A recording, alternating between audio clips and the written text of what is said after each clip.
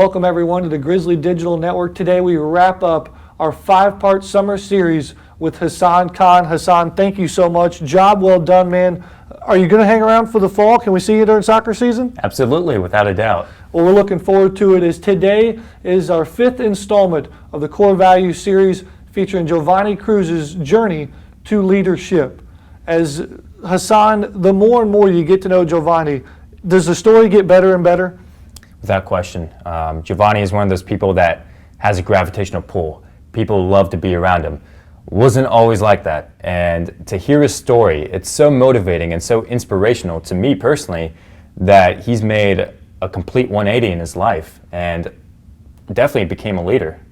Hassan, it was a pleasure working with you, man. We look forward to your work here on the Grizzly Digital Network. Thanks for the opportunity. You're very welcome. Without further ado, here's our 5th and final installment of the Core Values series featuring Jovanni Cruz, who symbolizes leadership.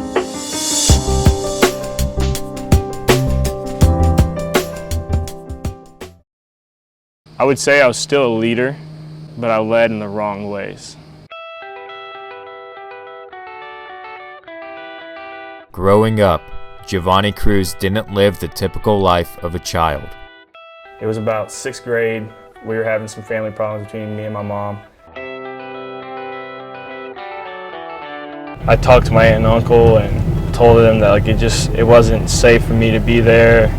It wasn't a good environment for me to be with my mom, and that next week I ended up getting all my clothes and moving out.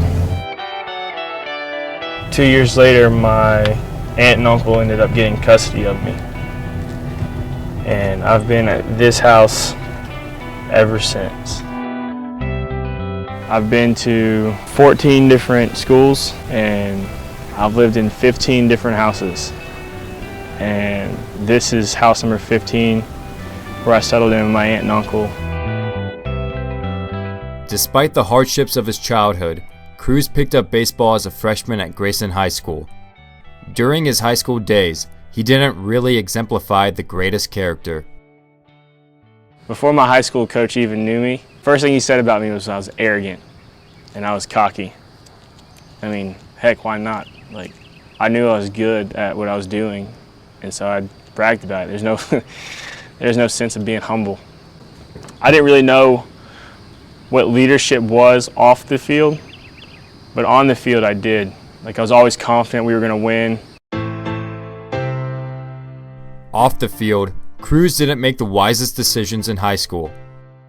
By the time his senior year came, he decided to commit to Middle Georgia College. He played there for 2 years before making arguably one of the most impactful decisions in his life, transferring to GGC.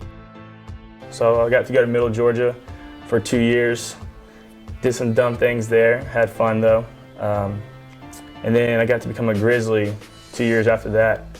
And it was probably one of the best decisions I ever made in my life. When he came here first out of Middle Georgia College, he was a young kid that kind of was looking for a direction in his life, and he came, with a little bit of, some history in terms of just some struggles through his life, and he's just really changed from the kid that we knew right away out of junior college to the person and the player that he is now. You said that you turned your life around when you came here to GGC. Mm-hmm. How'd that happen? One of my friends actually texted me or called me and said, "Hey, Jojo, would you like to come to church tonight?" And so I went to a place called 12 Stone Church. They had college night, which is called C12. And I just fell in love with the guy who was speaking. When I first met Jojo, it was about 2 years ago. He kind of just showed up on the scene at a college ministry at 12 Stone Church. Raw guy, didn't really have direction in life, didn't really know what he was going after, but you could see there was huge potential. People would follow him, they would listen to him, they wanted to know what he was saying, they wanted to be around him. He just didn't know what he was doing with it. At C12, it was after everyone had left, and I was kind of pacing back and forth, and he could tell something was wrong with me, right off the bat. And he asked me, he's like, "Jojo, what's going on?" So I sat down and told him, I was like, "Dude, I don't know what I want. I don't know what I want to do. I'm kind of just lost, to be honest." He showed up and he had no idea where to take people. He just didn't. He knew he was a leader. He knew he had the ability. He just didn't know where to direct them. So they would come with questions. What do I do with my life? And he just didn't know, partially because he was trying to think and realize what he was doing with his own life. He was never really like the nicest person. I mean, you screwed up, he'd let you know that you were an idiot for doing stupid things, which helped me out a lot. And the structure that he made me have in my life really helped guide me. Although he still feels temptations to turn to his old ways, the changes that Cruz has made in his life influenced him into the leader he is today, becoming the first president of the Student Athlete Advisory Committee.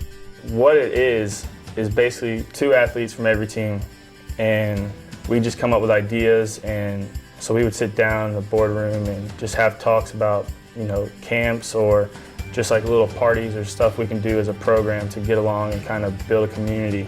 He instinctually has a gravitational pull that people are drawn to. If I had to describe JoJo in one word, it would probably be gravity. He has this gravitational pull that no matter where he shows up, you're just drawn to him.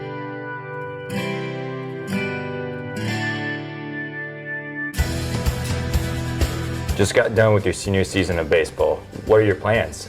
My plans are to coach baseball for now, and I'll be doing coaching and some business administrative stuff to kind of see the business side of travel baseball. Now I don't just motivate on the field, I motivate off the field. Leadership isn't just baseball anymore. It's for friends, it's for family, it's for those that I coach, it's for those that I'm around at church. If I can put someone before myself and help them out, then it would mean the world to me.